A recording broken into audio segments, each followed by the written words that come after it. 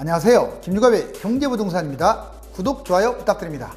거래량이 사상 최저 수준으로 떨어지면서 부동산 폭탄 돌리기가 사실상 끝나고 이제 질병 후유증과 극심한 경제 침체 등으로 부동산 거품이 꺼질 일만 남았습니다.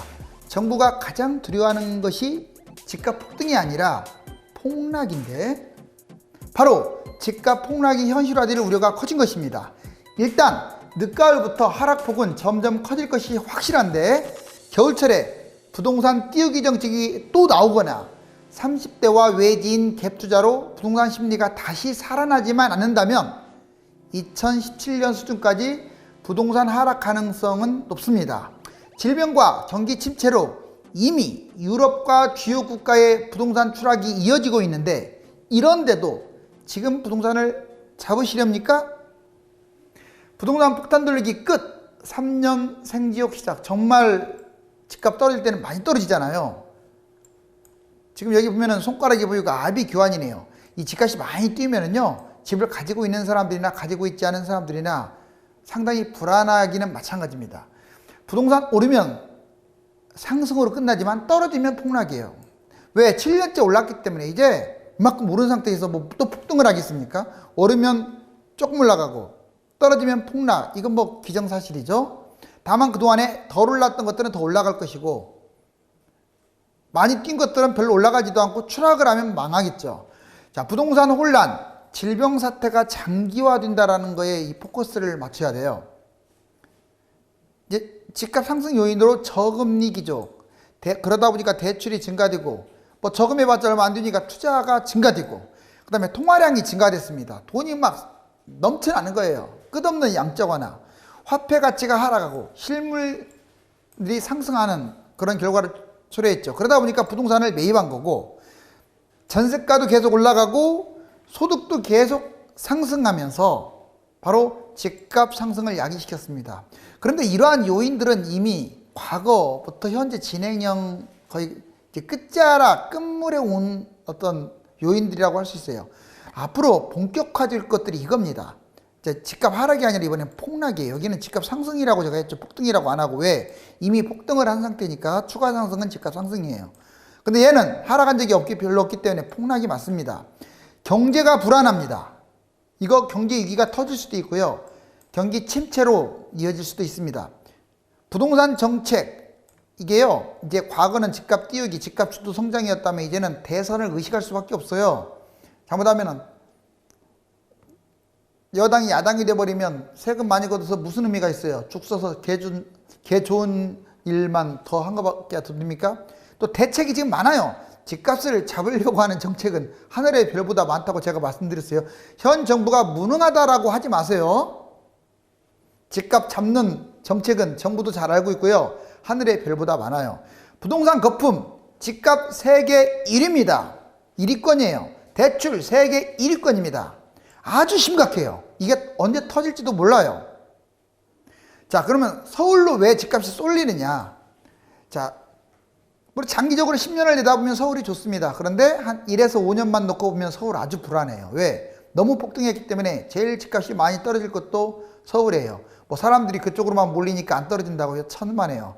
하락장에는 심리가 얼어붙기 때문에 떨어지는 거예요. 보시면 이제 소폭 상승하고 대폭 하락할 우려가 크다. 왜? 서울이 그동안에 7년째 더블 이상 뛰었잖아요. 이 말 당연한 거 아닙니까? 그런데 이제 10년, 다음 상승장이라는 말을 써보자고요. 자, 10년을 내다보면 한 5년 동안은 하락할 것 같고 10년 동안을 굳이 따진다면 얘 떨어진 것보다 훨씬 2배 정도 올라갈 거예요. 10년 폭등. 근데 지금 이 상투장에서 10년 내다보고 집을 산다? 아이, 지금 뛴 걸 생각해야죠. 왜 서울 쏠림이 일어나느냐? 갭 투자자들 때문에 그래요. 갭 투자를 지방에다 하는 사람들은 그렇게 많지 않잖아요. 실거주라는 명목하에 본인이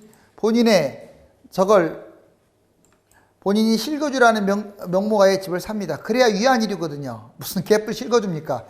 자, 집값 올라가는 걸 기대하면서 집을 잡는 거지. 증여도 서울로 쏠림 현상이 많죠. 이제 장기 보유라는 명목으로 집을 잡습니다. 다 이거 지금 문제가 있는 거예요. 자, 세계화 시대에 지금 서울도 다른 나라하고 공조 현상이 벌어지죠. 그런데 안타깝게도 지금 이제 한동안 올랐다가 이제 하락 추세로 전환됐다고 제가 말씀드렸잖아요. 최고 입지입니다, 서울이. 그리고 영토가 제한적이에요. 경기도 땅의 15분의 1밖에 안 되고 이 인구는 반절이잖아요. 자, 그리고 산업이 중심입니다. 모든 뭐 정치, 경제, 문화, 산업의 중심지. 자, 다 좋다 이거예요. 이렇게 좋은데 서울이 그래서 쏠림 현상이 일어나는데 지금 너무 폭등했기 때문에 자, 이 쏠림 현상이 일어나도 평생 이렇게 쏠림 현상으로 계속 가는 게 아니라 결국 한 번은 폭락한 후에 오른다 이거예요. 자, 이거 꼭 기억하세요. 지금부터 내년 5월 부동산 전략을 볼까요? 퐁당퐁당 8.2 대책 때 떨어졌다가 9.13 대책 때 올라갔다가 이렇게 여러 번 했잖아요. 자, 그럼 현재 상태가 여기라고 제가 말씀드렸어요. 이 원친 부분. 그럼 원친 부분에서 이제 좀 마이너스로 전환된 한 이게 5월 달 정도 될 텐데 이건 하락이 이렇게 보여요. 자, 이렇게 계속 하락을 할 것이냐 아니면 B처럼 올라갈 것이냐. 여기 지금 동그라미 친 거 보니까 뭐 확률적으로는 올라갈 확률이 훨씬 커요. 이건 전제 조건이 깔립니다. 정부가 집값을 추가 대책이 나오거나 집값을 잠다는 조건이에요. 이때 판단해도 늦지 않아요. 지금 벌써 이렇게 올라간다고 해서 미쳤다고 매도 효과가 진짜 높은데 멀어졌습니까? 이때는 실거래가 아래로 추락하면서 지금 잡는 것보다 10억 기준으로 2억은 빠질 것 같은데. 자, 그래서 또 대세 하락이 될 수도 있는 거고요. 이때 판단하자고요. 자, 매입 시기 11월, 5월 흐름. 올 11월부터 5월 흐름을 관망해라. 부동산 변곡점 하락 확률이 100%입니다. 여기서 이렇게 떨어지는 거 말고 여기 변곡점에서 내려오는 거 있죠. 내려오는 거. 이 하락 확률은 100%. 왜? 과거에 다 떨어졌으니까 이렇게. 이해가셨죠? 자, 그 다음에 집값 하락 시 일주 단위로 지금 계속 시세가 나오잖아요. 일주 단위로 관망하세요. 단기 등락. 단기는 뭔 말이에요? 단기 등락은 이렇게 떨어졌다가 올라가는 걸 말하고 2에서 5년 대세 하락. 만약에 여기서 하락을 하면 5년까지 대세 하락.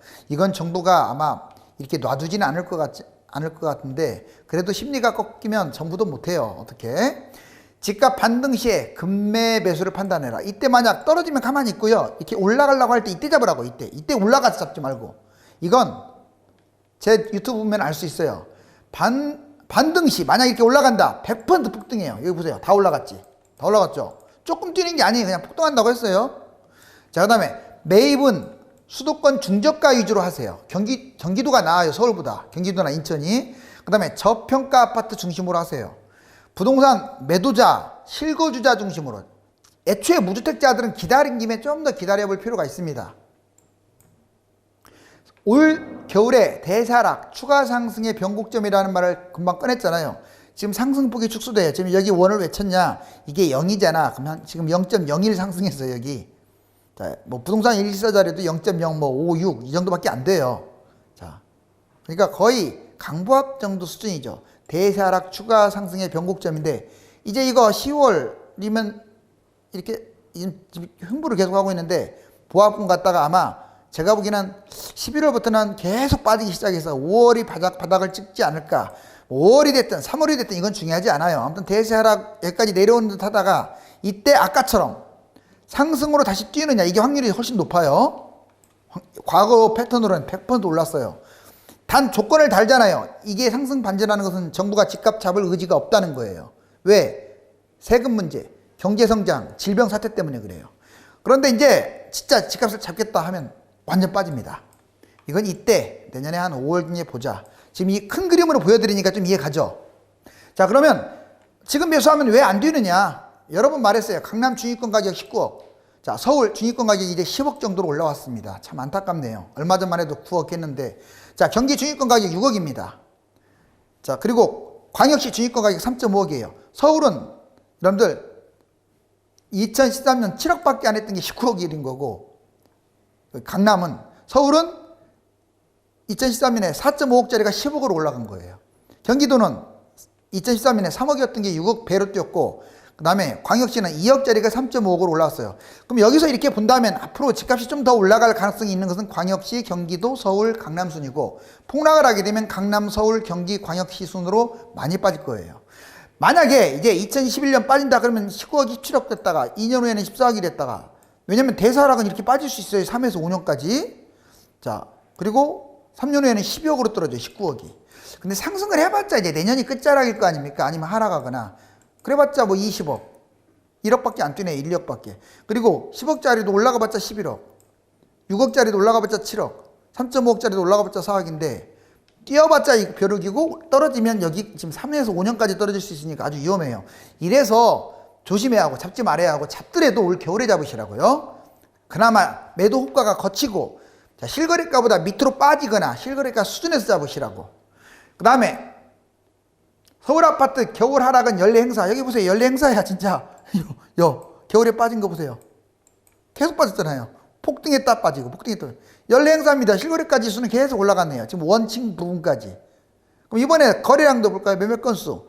지금 여기 9월달에 역사상 정말 최저 수준인 1700건으로 확 줄어버렸죠. 눈물 날 일이네요. 1700건 해본 적이 없어요. 그동안에. 자, 지금 15,000건에서 항상 이렇게 어떤 규제가 나온 다음에 거래가 줄긴 했지만 이렇게 줄지는 않았는데 아무튼 지금 버티하고 있지만 결국은 이렇게 밑으로 내려갈 겁니다. 자, 벌써 이 그래프 보니까 팩트 보니까 집값이 하락할 것이라는 게 보이죠. 그리고 이것도 보여드릴게요. 집값 부담 지수. 즉 이게 100입니다. 100이 이게 평균이에요. 조금 더 높게 보면 120. 지금 부담 지수가 예전 꼭지 2006년에 가장 꼭지 찍을 때보다는 낮지만 그래도 상당히 높죠.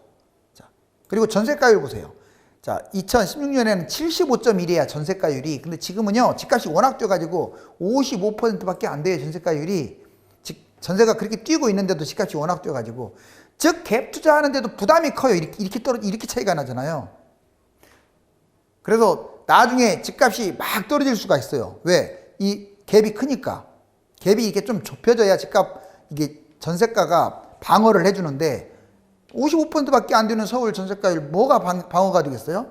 이것도 역시 집값 하락을 예고합니다.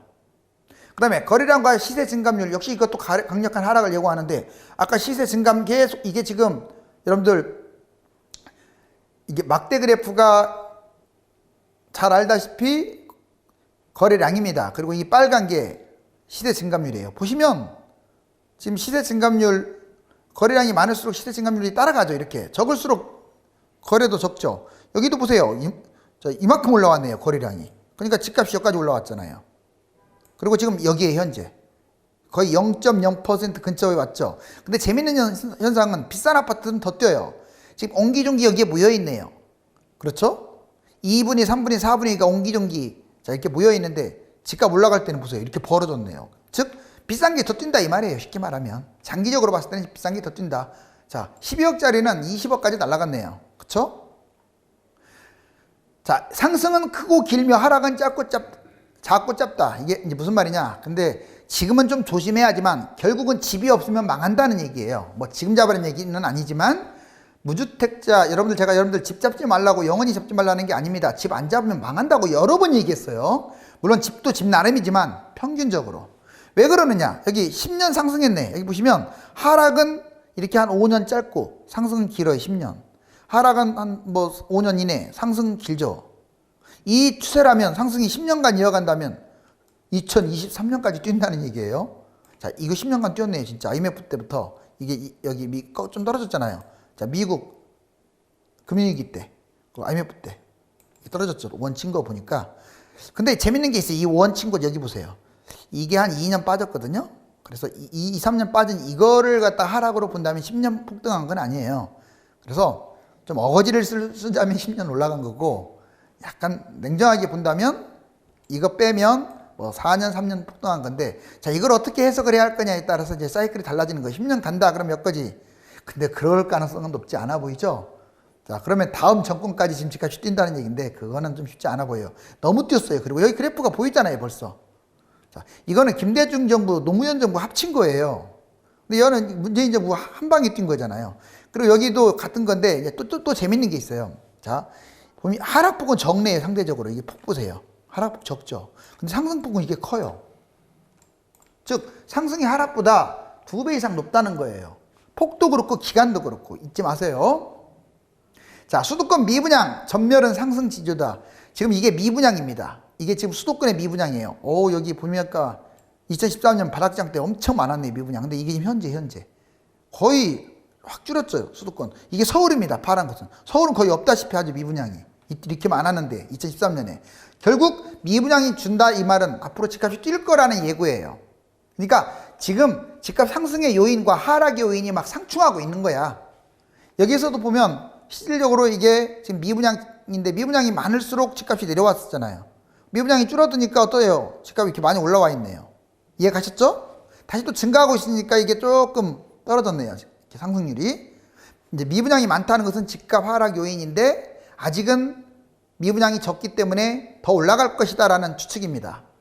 자, 근데 통화량 증가도 역시 집값 상승의 징조예요. 여기 통화량, 이게 언제냐면 86년이라고 써있죠. 그리고 여기에 집값이 폭등했던 2006년이라고 여기 써있죠. 글씨 보이죠? 자, M1, M2 통화량. 근데 지금 여기 보세요.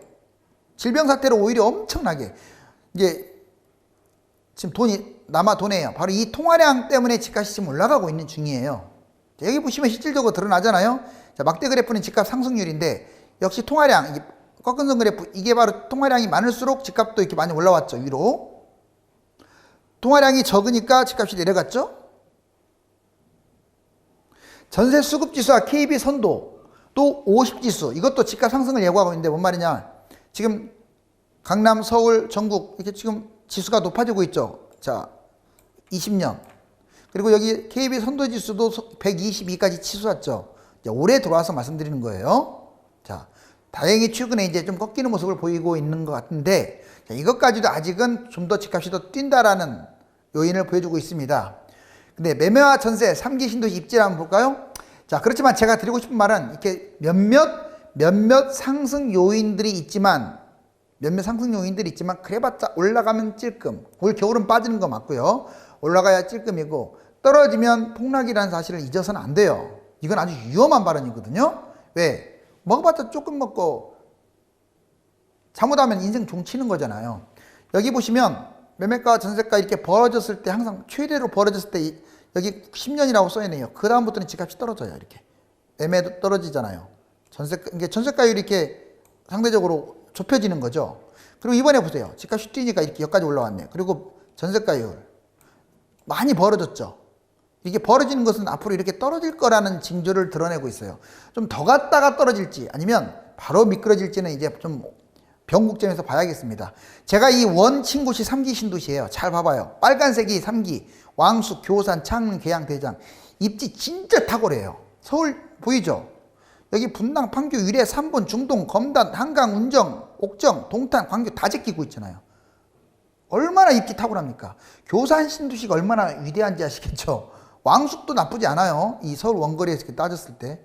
여기 보시면 1기 신도시 분당, 3번, 평촌, 중동, 일산, 2기 신도시인 동탄, 광교, 판교, 한강, 운정, 옥정에 비해서 3기 신도시는 또 GTX하고도 관련됐잖아요. 아주 좋습니다. 그래서 여러분들 집값이 지금은 지금 예측으로는 커트라인이 60점 이렇게 될지 모르겠지만 집값이 1년만 빠지면 10점씩 하락하는 거예요. 50점이 되는 거예요. 가점이. 2년 하락하면 40 밑으로 빠집니다. 그러면 그때는 아마 세대 원도 청약이 가능하고 그 다음에 1주택자도 청약이 가능하고요. 집값이 막 3년 이상 빠져버리면 이게 다주택자도 가능하고 부양책 쓰겠죠. 실거주 폐지되고 5% 계약금에 이자 후불제 가겠죠. 자, 그래서 청약 통장은 없애는 건 아니고요. 3기 신도시 일단 좀 노려보세요. 너무 막 비싼 아파트 잡으려고만 하지 말고. 자, 탐욕! 엄청나게 금은부화를 쏟아 넣었네요. 이 탐욕이 인생을 망칩니다. 지금 집을 영끌해서 잡는 사람은 본인은 실거주라는 간판을 썼을지 몰라도 제가 보기에는 탐욕입니다. 부동산은 심리적인 요인이 크게 작용합니다. 주가가 폭락할 때는 잡지 않다가 폭등한 후에 돈을 벌었다는 말이 퍼졌을 때 뛰어드는 것처럼 지금 부동산을 잡는 사람들은 얼마나 위험한 상황인지 전혀 모릅니다. 부동산 관련하여 유료 상담을 받고 싶은 분들은 네이버와 다음 1000만 명 부동산의 꿈 카페에 들어가서 전화번호를 보고 전화 주시기 바랍니다. 감사합니다.